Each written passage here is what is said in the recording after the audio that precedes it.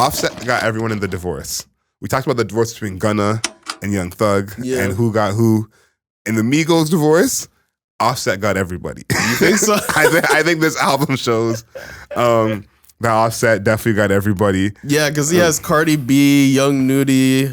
Who else does he have? Future, Travis Scott. Yeah, so Lotto. he's getting a lot of people. No 21 Savage, which is a little bit surprising considering they have a collaboration album together, right? Yeah. So.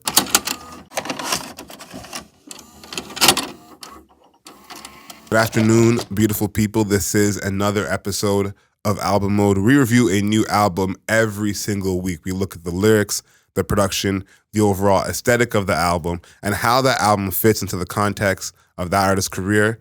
For all people watching on YouTube, make sure you like this video. And once you get to the end, drop a comment. Let us know, do you agree?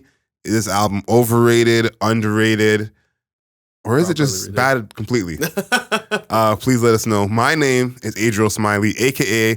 AdrielSmiley.com, a.k.a. Adriel Smiley Official.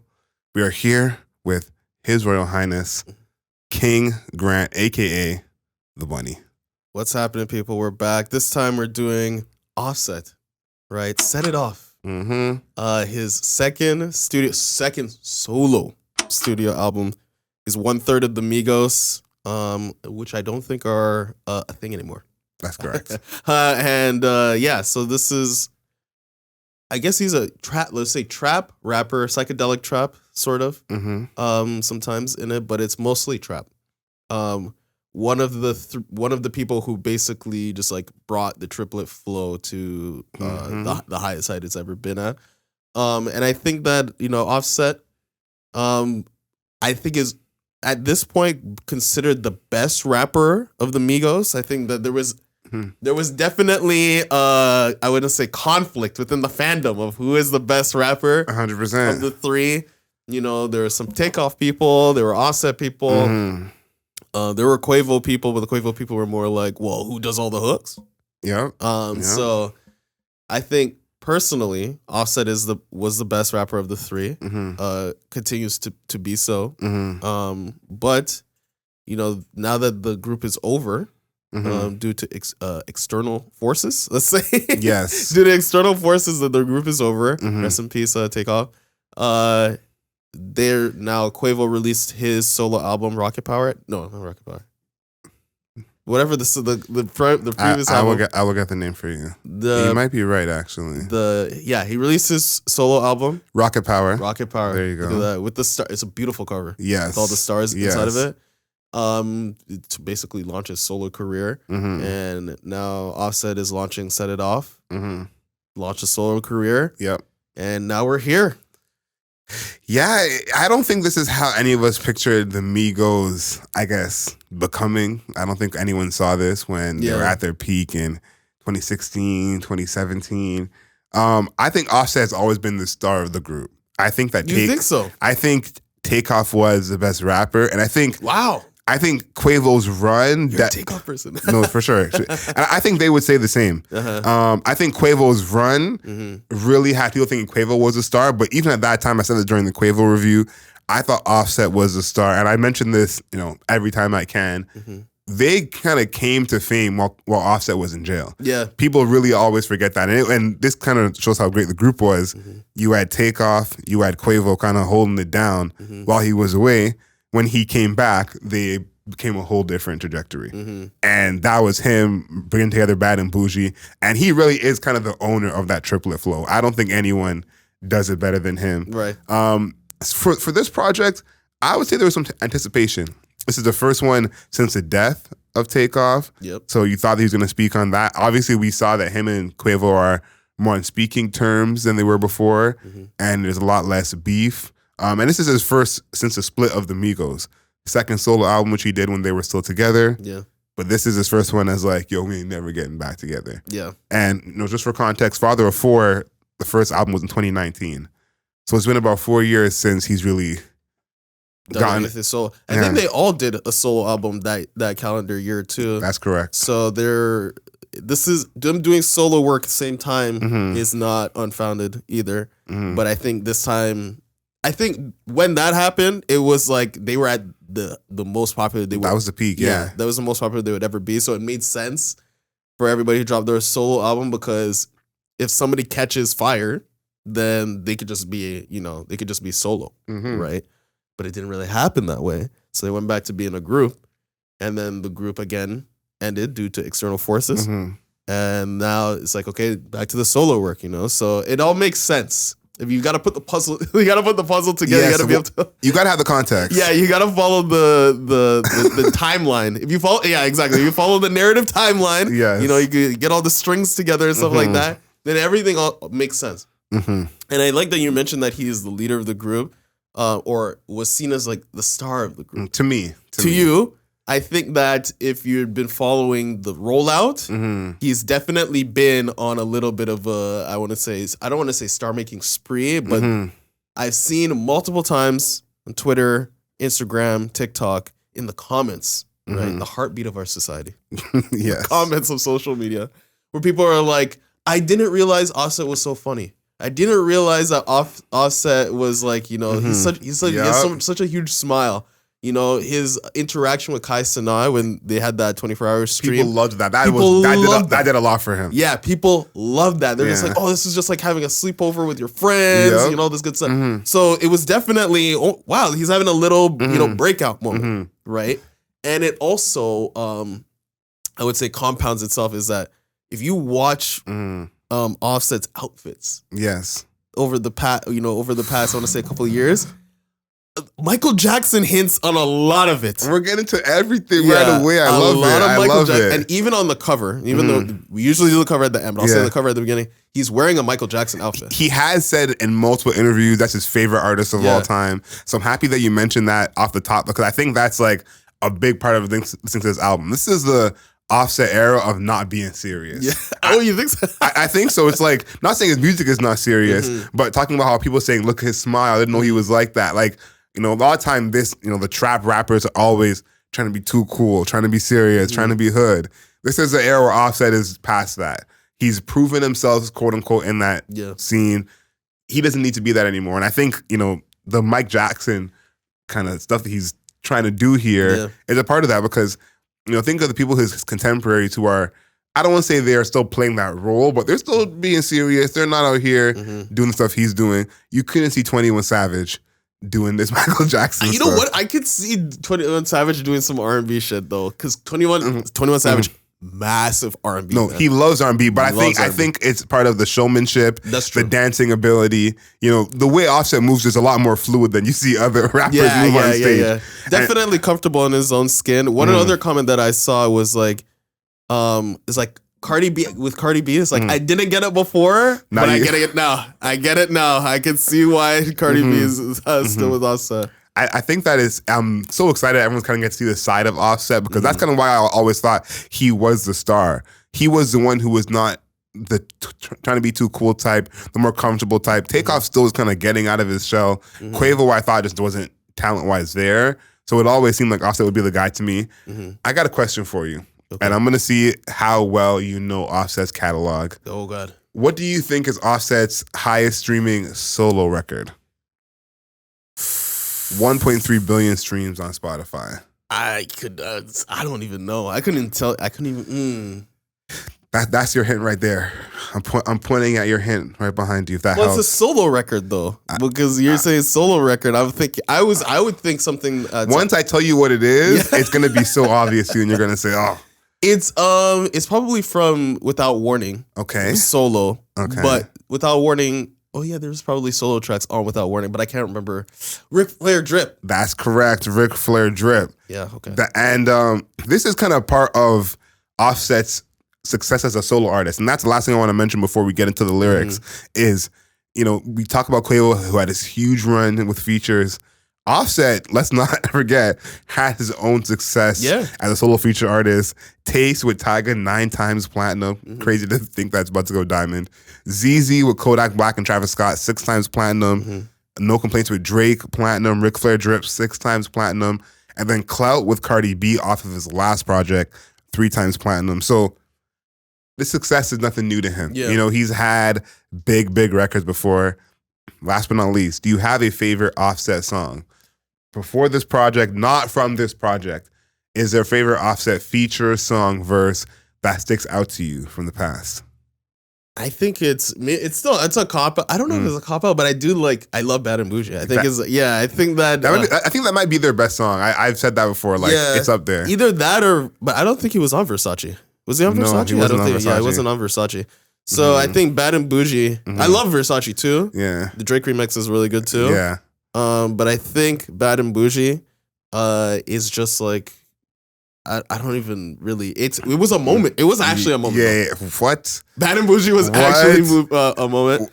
I feel like that also increased the popularity of the word bougie. Oh, definitely hear people say price went up.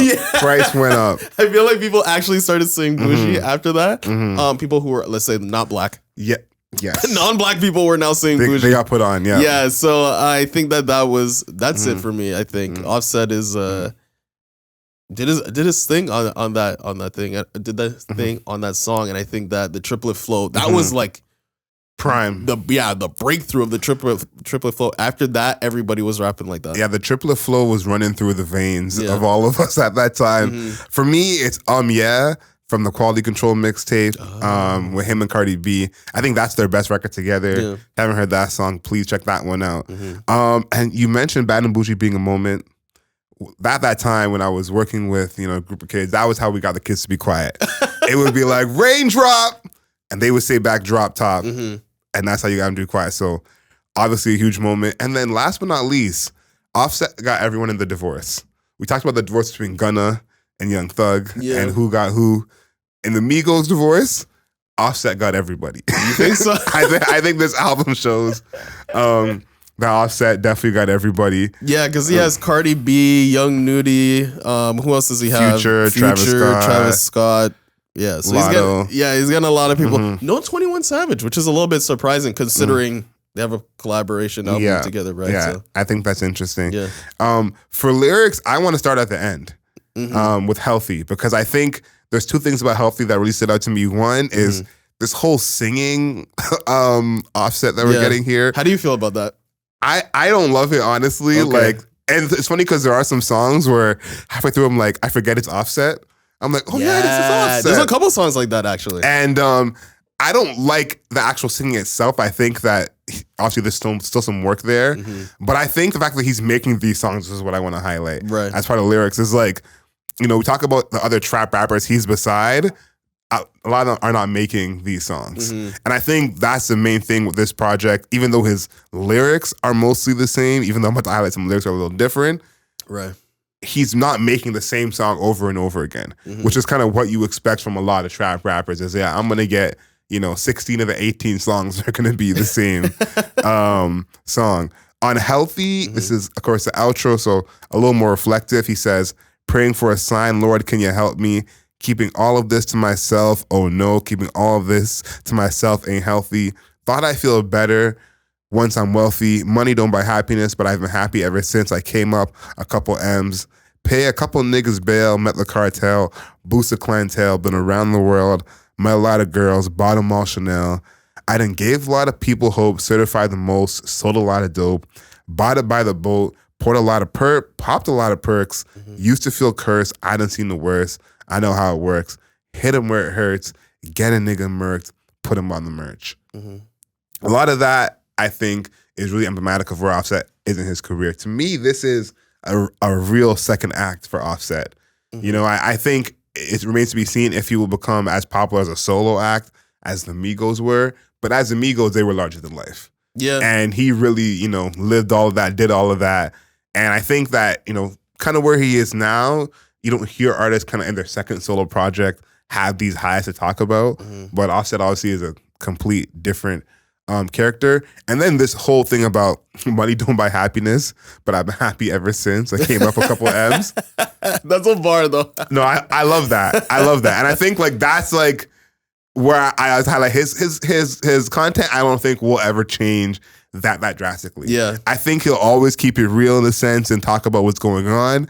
But I think something like that is like, yo, listen, at the end of the day, I'm making money. You know, at the end of the day, you know what it is. So I mean, Bad and Bougie was their song, bro. Bad and Bougie is literally about, I don't know, bougie means bourgeoisie. It's the short version of bourgeoisie. People. Hello. So like being Bad and Bougie, this is your breakout song. This is who he is. I mean, I feel like Migos are just always like this. Yeah. Just different shades of like this, right? I feel like Offset is very much the almost happy-go-lucky. Yeah. Is the way to describe him. He seems so happy all of the time, always beaming. And I think that he leans into it, but it's like a smile on his face. Yeah. There are times where I think about whether or not he wants to get deeper, right? Because what you mentioned, like, I feel like there is introspection in his music. And I think that on Say My Grace, right? Which he also has like this religiousness to his music, like you mentioned. But even on Say My Grace, which again, triplet flow. If you want to hear triplet flow, I mean, if you want to hear the triplet flow, I have the album for you, and it's this one, okay? This one is like, it is giving you triplet flow. But he does do other things. But Say My Grace, where he's basically like, he's like, ask God, why didn't I get an answer? Why I lose my brother to bullets? Why I lose my grandma to cancer? Why me, God? I need answers. Why young niggas straight out Atlanta? Why? He has the ad-libs. Why? Why is the ad-lib on every part here? Why the judge and cops trying to jam us? Why I keep getting all these chances? Why me, God? I need answers. Speak your mind and you might get canceled. And then right here, this exemplifies Migos and Offset. Pinky ring and it cost me a phantom. We're getting, as you know, we're questioning life. We're going back to our religious, you know, he's thinking about his religion, you know, trying to think about his roots. And then he's just like, by the way, pinky ring cost me a phantom. Don't forget that. So, I love it, man. I love it. So that's what I'm talking about. Like, you know, it's just like what you're saying, like the root. I feel like the root of Migos, that's never going away, right? That he could be contemplating, you know, his existence, the beginning of the world, you know, what utopia looks like, but he's still gonna be like, you know, the roof still looks like a new galaxy or some shit like that. He's gonna be talking about some, you know, the madness of money will always be present in his music. I think what he does a good job of, it feels really intentional because it always comes like right after, and it's kind of almost like Future in kind of that 2014, 2017 area where it was like, I'm just saying the craziest thing you could think of. This is the biggest diamond the world has ever seen. Yeah, that's kind of how he's always doing it, where it's like, why God, I need answers. Yeah, you know, and then pinky ring cost me a phantom. Like right there. So. There's actually a few times on this project where they do it, so I think it's so interesting that you kind of had the same thing at your notes of like he's changed. I'll say because this is, I would say, a step above like Culture 2 and Culture 3. I would say he's matured. He's matured for sure. Yes, but it's kind of at the end of the day, you know. Pinky ring will always cost a phantom. It'll always cost one. Yeah, so I think that's I think that's one thing I'm looking to see from his lyrics is like, will this be the last of this ilk of this album? Because I do think that that's like lyrically something that he's part of that culture. You know, he's a flex rapper. Yeah, and I think that's kind of why the part that I highlighted where he says popped a lot of perks as well, drank a lot of lean, like. Wayne was obviously the originator in this modern era of that like lifestyle, but the Migos were right there. There was a good period where you were seeing them with a cup and a blunt. You know, it felt like 18 hours a day. So, you know, I think that part of it, I'm interested to see how much of that talk is in there, because I think there's less of that on this project. Me too.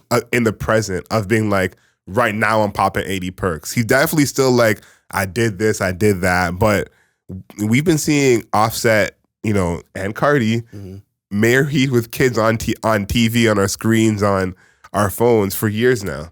And so I think that's kind of a luxury in a sense where Offset can't sound like old Offset. I think that's just not even something we're going to take the same way, you know? Right. And so I think having that mix is something he does a lot. Now on the intro, on the river. He does highlight the Migos and the breakup, Right. and Triple flow again. he doesn't go deep in. Of course, this is not his control or anything like that. But again, I like to highlight before he gets to it. He says, "Then the money started blowing up out the roof. I'm telling the truth. I became the one when I got out the group." Yes, and I think this is something where it's part of him becoming the star, and then that's kind of the theme of this project. Yes, is he's becoming a star. This is like happening. And I'm excited to see it happen, and hope it does happen for him. But I think part of that is when he says the one on the group. I brought this up when we reviewed Culture 3, which feels like forever ago. But I said, in hip hop, we haven't had that solo artist who's come from a group who is like a Justin Timberlake in a sense. We haven't had that. We've had plenty of great, successful solo artists who are from groups, Wu-Tang, The Lox, even Tyler, Frank Ocean. I was gonna say the guys are not. I wouldn't call it Future a group. Yeah, but Future was a group. It was on Future. I guess. Yeah, I guess. But Brockhampton, for example, none of them have survived yet. Yeah, nobody none of them have survived this harsh. Yeah, none of them have jumped out of the group. There's no Timberlake. Yeah. And we talked about who will that be, and we don't have this part of section at all in our review because it's not something that happens a lot. But I have brought up the dancing and rapping going together. Yeah. And I'm telling you right now, this is where it's at. Oh my God. This is where it's happening. And I mentioned Offset before as like one of the guys who could do it. On this project, you see it a little bit in the videos because again, we don't have a videos section. But in his videos, he's doing a lot of kind of mic homages. There's definitely way more choreography than you used to. We saw Tyga doing choreography in this video, which was... Hey, man, if hip hop is going to bring in more choreo, I think we should celebrate that. We should celebrate that. I've been saying on the front lines, it's ready to come back. And I think that's going to be Offset's stardom. I think right now he's projected for 55 to 65,000 first week.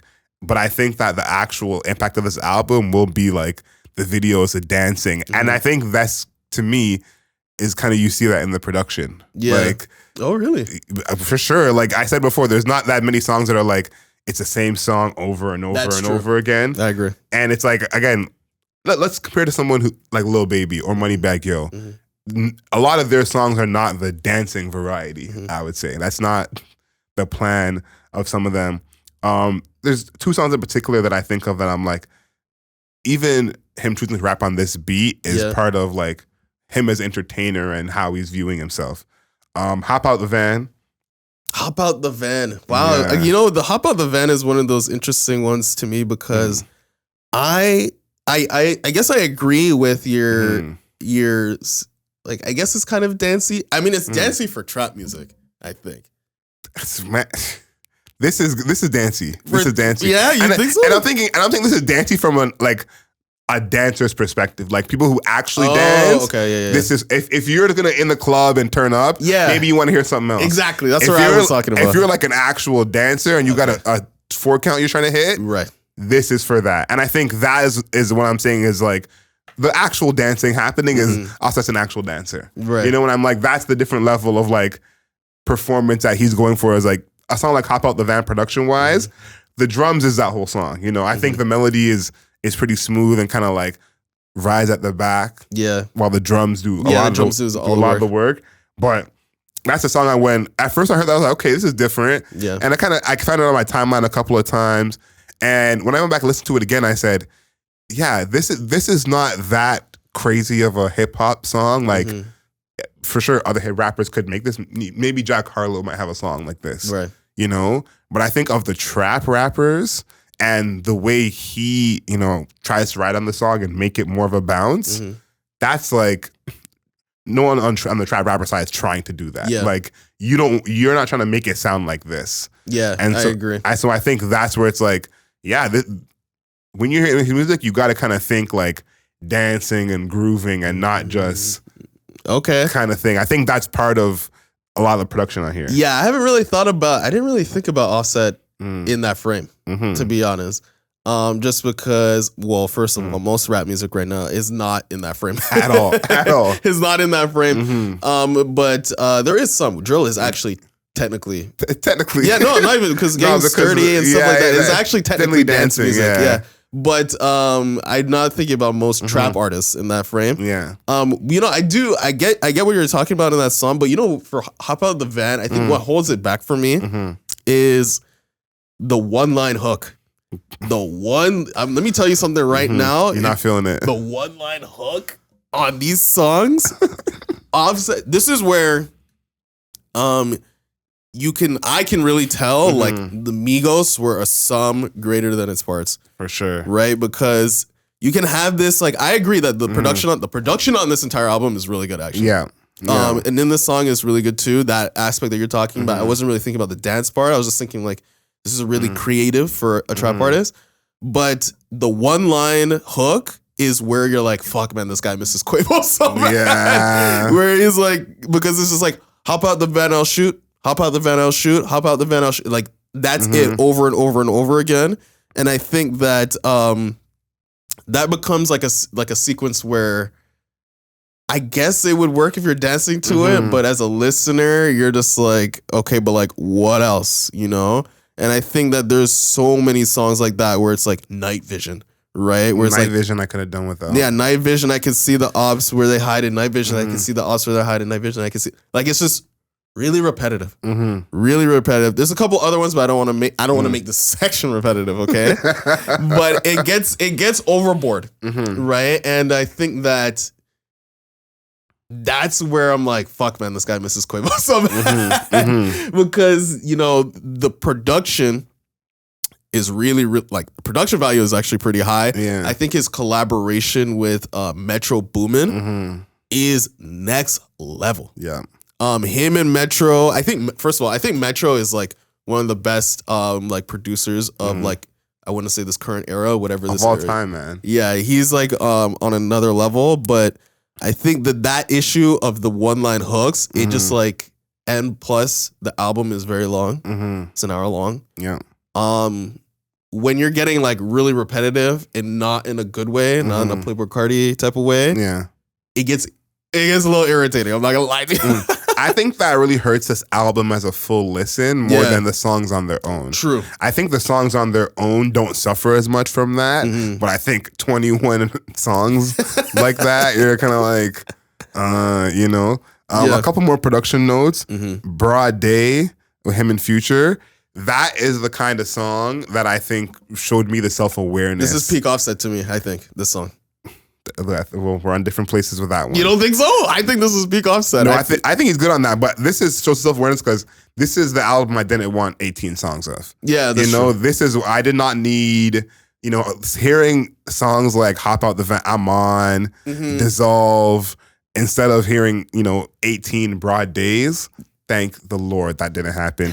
And then when you think about even... You don't like Broad Day? No, I like... Even if you think about Dope Boy with Young Nudie, it's like... Yeah. It's like we didn't... But again, those songs are good, and I think Broad Day is a standout on this album, but I think because there's only one of it.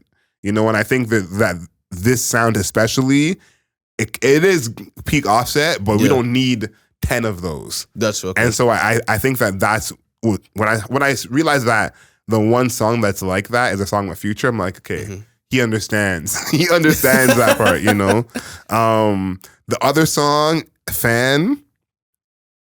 Oh. My God. That song I was not really rocking with, man. You know why? Go. Well, for me, I have the same way. That 3-6 Mafia flow is so overused now, man. I feel like every Southern artist has to have a song where they're dropping that part where it's like, I turn it to my favorite stripper because I'm a nigga. I'm sorry. I turn to my favorite stripper because I'm that nigga. My favorite watch worth 6 figures. My bank bigger. She want me to fuck the best friend and the big sister. I bend her up. We playing Twister. Then I kick her out of the crib when I'm finished. Go figure. Like, obviously we're gonna have the audio form here. Yeah. Maybe for the video form, I'm not doing it the justice. But it's the 3-6 Mafia flow that we all heard, and I think that I think that's the biggest problem with Offset. Repetition. Like repetition of like, you know, the same line, or repetition of like a flow. The repetition of a flow that I've heard ages or multiple times recently. Yeah. Like that's his biggest weakness, is that there's like the creativity isn't fully there. Not in every aspect. I think there is when it comes to the production and stuff. Yeah. But when it comes to the songwriting, that's where the creativity is missing a little bit. Yeah, he's kind of going back to what he knows in a sense of like what he can rely on. But the production of that song is awesome though. But and this is where I think he's not there in terms of an album artist. Yeah, I do think he has the best albums out of his contemporaries. Absolutely. For sure. And I think this is part of like hoping he will get there, is like he hasn't shown us he's a full album artist yet, but as a singles artist, which is kind of what he is right now, he's more than knocking out the park to me, because a lot of these songs as singles, because of the production, can more than. I think about someone like DaBaby compared to Offset, and you're like, you would definitely rather listen to Offset over DaBaby, you know. And DaBaby is someone who, again, at his peak was a really, really big singles artist, got that push from that. I think Offset is doing a much better job of that. Beat selection, you know, the difference between them two, beat selection. The songs are actually like interesting. I think that different songs. I think but I think that Offset I do think he has a sound. Yeah. I don't know if everybody realizes what that is. He does. But he has a sound where it's this like there's strings, a lot of strings, like violins, guitars, usually violins, and it's like dramatic. Yeah. It's like dramatic, almost like cinematic. Yeah. And then there's like sometimes there's like a woman's voice and like ooh, like in Broad Day or in Fan, it has that like ooh, or sorry, Don't You Lie is that, right? It has that like ooh in the background. And I think that works for him really well. I'm trying to like decipher why that works for him so well, but I just know that it does, right? That sound and then him over the top of it. I think his like smoothness, and he has a multiple flows when he actually uses them. Is what like really accentuates that, because like the extra vocals in the background on top of like these shifts in the rapping, like it makes a great melange, right? That I think that is his sound. I do think there is potential for a sound. Whether or not he's going to capitalize on this potential for the sound is the question. And I think too, something that to me sets him apart from, I wouldn't say all his peers, because all the other guys that have this, but puts him at the top of his group for me, is using his voice as an instrument. I think his performance on a lot of these songs, his flow on these, that's kind of what makes some of these work. You know, I think you're talking about a song like, you know, Fan, Don't You Lie. Yeah. My favorite song on here, Worth It. I think that was the one. The production on that is so good. Yeah, I think obviously that production, that flip is. That's a good flip. Thank you. That's one of the good flips. Finally, I was like, finally, and I was like, it would be Offset who would finally do a good flip. Yeah, but I think this again. I talked about him knowing. Oh, hold on. It's Put Your Hands Where My Eyes Can See is the sample. I just want to clarify that for people. Sure, I'm forgetting some people might not be old enough to know that. So that Busta Rhymes song, Put Your Hands Where I Can See, the shaker and the thump of the drums. Yeah. They spun it so it's slowed down into more of like an R&B song. 100%. Right? They use those parts instead of like setting up like the rap. Yeah. It's setting up Don Toliver to sing. Right, so it seems more like an R&B track. Yeah. And then the guitar is kind of like the melodic guitar is what's driving it, keeping it like a rap song, a modern rap song.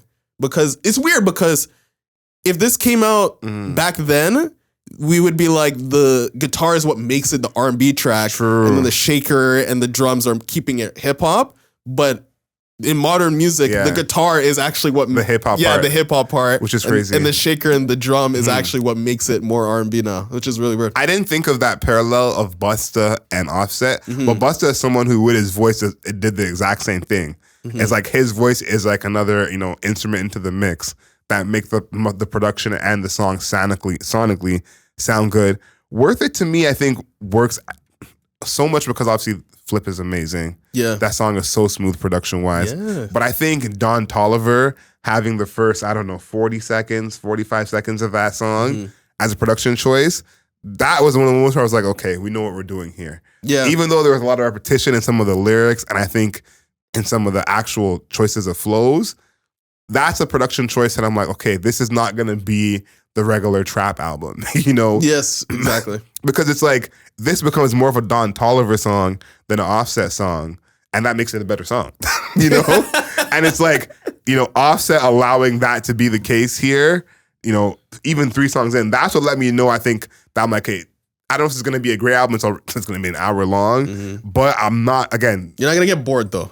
His music is not boring. And I think that's one thing that, for production-wise, I got to give him his flowers. Production-wise, this is 100% a step up from Father of Four. Like, I think absolutely. when you ask an artist to, progress and do better, like, we gotta say in terms of progression, because Father of Four, even though I did think it was good, a lot of songs on this album are not making Father of Four.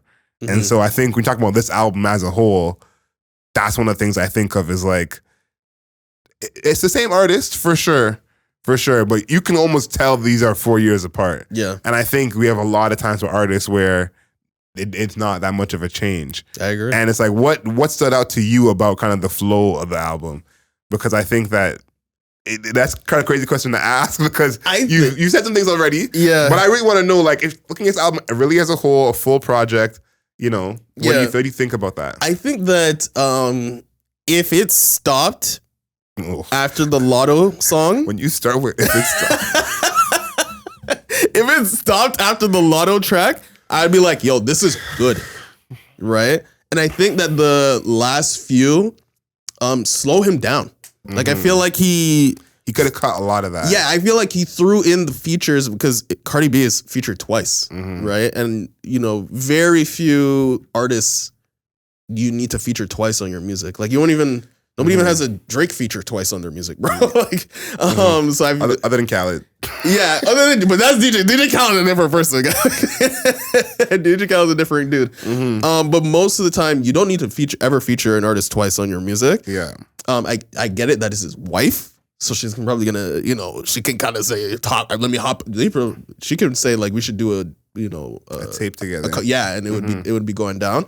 But I feel like that section, it's just like, I feel like he just threw.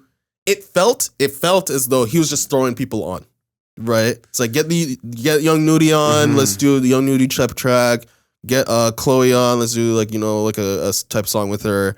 Get Cardi B on again. Let's do a song. Like, I felt like it didn't feel as though it was genuinely part of the album to me. I think you're right. I think that these are not bad songs. I think it's not bad. It's just like, this is not needed. And it's filler. It felt like filler. It felt like filler to me too, especially because I didn't love the Jealousy song with Cardi. I understand. Listen, it's Cardi B. You got something with Cardi B. Yeah, that's what I'm saying. It's gonna be the album. I get it, but I feel like you already had one, and Jealousy to me wasn't like. And Jealousy was a single, which I thought was such an interesting choice. Princess cut with Chloe. I just want to highlight this song because, we haven't done a Chloe project yet. Yeah. Hopefully one day we do. Yeah. But I think this song being the Chloe feature on here, I just wanted to note this because if you know the content of this song, a little raunchy, a little freakier. Offset has been known to talk freaky before. Chloe, this is not her first time talking freaky, but just to let us know the freakiest talk on the album is a Chloe song. So whenever down the road we do a Chloe project, I just want to highlight that. Okay. Let's talk about the cover. Yeah, the cover I think is awesome. One thing about Migos covers is those covers are really fucking good. Facts. Yeah, they're all good. Every single one of them. Yeah. From Culture 2, Culture 3, then in their own singles. Like Father of Four was a good one Takeoff too. too. Yeah, the Takeoff one, the Rocket Power for Quavos is amazing. Yeah. And this one is great too. It's an explosion, but it's upside down. So it looks like he is falling down, but it's actually up, and it's an explosion, so it actually makes sense. It has nice color balance, right? Like, I think it looks awesome. You could see his Michael Jackson outfit. He has the Michael Jackson thing all the way down to the glove, like just to signify. I think that's one thing that Offset is good at. That he was really signifying is like, I'm the one. I'm the Beyonce. I'm the Justin Timberlake. Yeah. I'm the Michael Jackson. It's me. Yeah. Right. And I think even he has all the way down to the cover that he has it, like the Michael Jackson glove on, Michael Jackson outfit on. I'm the standout. I'm the breakout. So I think that the cover is actually really good. I love it. I agree with you, man. This is probably one of the best covers of the year, honestly. To me, like, I think this concept of like the falling has been done before, obviously. Yeah. We're not going to ignore that, but not like an explosion falling upside down. Like, that's a cool concept. and that's exactly right. I think that part of it is definitely new. And I think you talked about him with the glove. I saw this video on GQ.com of him just showing all the gloves he has and how he's into gloves. And he has custom Chrome Hearts gloves and gloves and I'm like, he is going, fully into this. I gotta say, this whole Michael Jackson thing, I think is so interesting. Yeah. Obviously, it's Michael Jackson. It's not like it's some small artist. A lot of people are huge Michael Jackson fans. I think that kind of shows his age as well. I think Offset is in his, oh, wow. No, this can't be. He's younger than I thought. He's 31. Yeah. I thought he was in his mid-30s. Offset. Early 30s. Offset did not mean to age you. You've been doing this for a while. But I think as well, him thinking that he can be this kind of Michael Jackson character and become that big. Think about how this goes for the career. I kind of understand that. And thinking about how this takes him further is because the Migos were that. And the Migos were one of the most equal opportunity, like, popular groups of all time. We see groups get huge, and it's like, Hayley Williams is a lot more popular than the rest of the band, Right. This was a group where all of them were... Everybody knew all of them. I think Quavo was probably the most popular, but everybody, like, knew them. Like, I would say probably Offset just because of him and being with Cardi B. And that's true. A lot of people know him because of that. So it's like, he's kind of that famous, that popular. When I think about what this does for his career, it's like, this definitely helps. Like, I don't know if this is like album of the year or anything like that, but this is definitely a plus for his career because, it is obvious. And all the press he's doing, all the imagery he's trying to put out, he's the one, like you said, the Beyonce, the Timberlake, the Mike Jack. And so I think this project makes, that feels like plausible. It doesn't feel like, no, there's no way. Like, feels like, I kind of agree with you, Offset. Yeah, and I think that he's had work that's popular outside of the Migos group already, right? Without Warning, it's genuinely good. It's genuinely very good. I think he has a sound that is evolving. Again, I don't know if he realizes that sound. So I think that it's not unlikely for us to be talking about Offset as just like Offset, like a year from now, 2 years from now. Because he already even has the celebrity, right? That's going to be a crazy time. I can see it, but it's just like... He just has to put it together. He just has to put it together musically because he's already famous. Like, he's just genuinely normal famous. Yeah. Right? He's married to Cardi B, right? He's doing his things with Kai Cenat that everybody loved. Again, we talk about that. Everybody loves. So he's like visible. Offset is a dude. Yeah.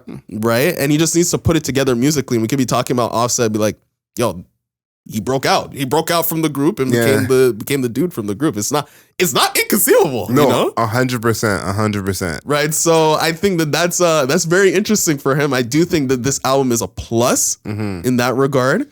Whether or not he can grab the strings that really make him like really, really good. Yeah. The ability to change his flows multiple times. His collaboration with Metro Boomin. Again, Without Warning was produced by Metro Boomin. Yeah. Right. And then the songs on this that are the best, I would consider the Metro Boomin produced songs. Yeah.